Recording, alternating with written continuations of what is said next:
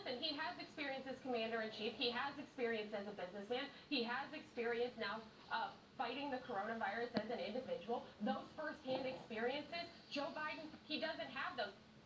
Comparing it to the flu. And where did he get that from? Number one, it's very contagious. And number two, it's not nearly as lethal as the experts told us it was going to be.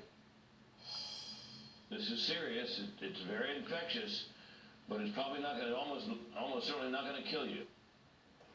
Fair, balanced, and unafraid to be dangerously ignorant. It will probably almost certainly not kill you, except when it certainly does, like it did to the more than 210,000 Americans who had died in nearly 8 months, severely outpacing the flu. Just look at the past decade. During a bad flu season, which lasts about 7 months, the flu kills about 60,000 Americans. In about the same number of months of coronavirus, we're at almost 4 times that right now. The number of COVID deaths have surpassed the past 5 flu seasons combined, according to the CDC, and according to the president as well, because remember, this is how he described coronavirus privately back in February. It's also more deadly than your strenuous flus. He tells the truth in private, but he tells the public the opposite, and Fox backs him up. Its most prominent voices promoting a dying by COVID is okay theme, as they tell millions of their viewers, many of whom are older and more vulnerable to this virus, this.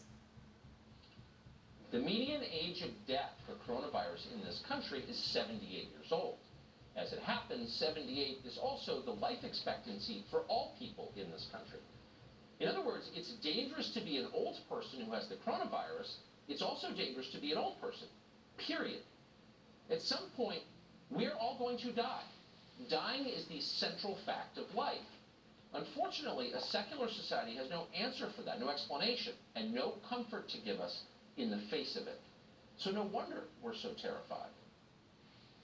The median age of a Fox News viewer is 67 years old. That's the median age.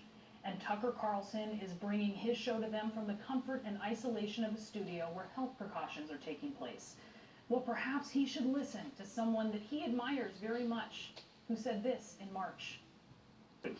Have spent weeks minimizing what is clearly a very serious problem. No doubt these people have good intentions, as they say this, many of them anyway. They may not know any better. Maybe they're just not paying attention. Or maybe they believe they're serving some higher cause by shaping reality. And there's an election coming up. That's not to say any.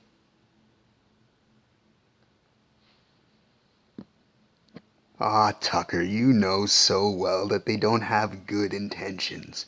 Their only intentions is to make sure that they win and maintain power so that they can keep enforcing their radical agenda, like you do.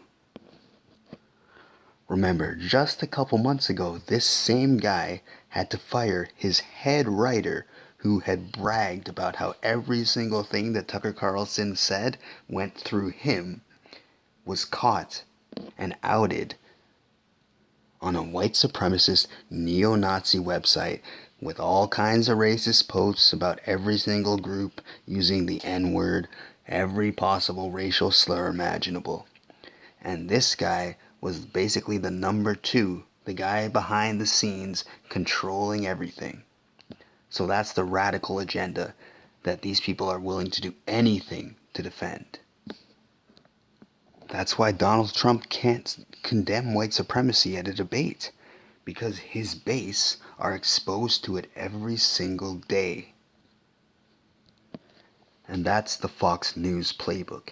You double down on the bigotry and the racism and the fear of the Democrats. You demonize them as the enemy, and you play into the fear of the other.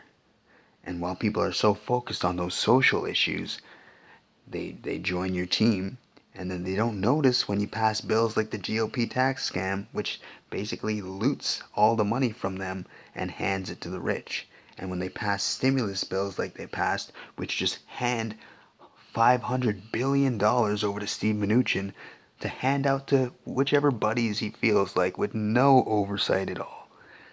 That's the whole game. You get the rich heirs of of fortunes like this guy. Tucker Carlson is an heir to the Swanson dinner fortune. So you get those people like that, people like Donald Trump, who inherited all this money to support you for your policies on economics.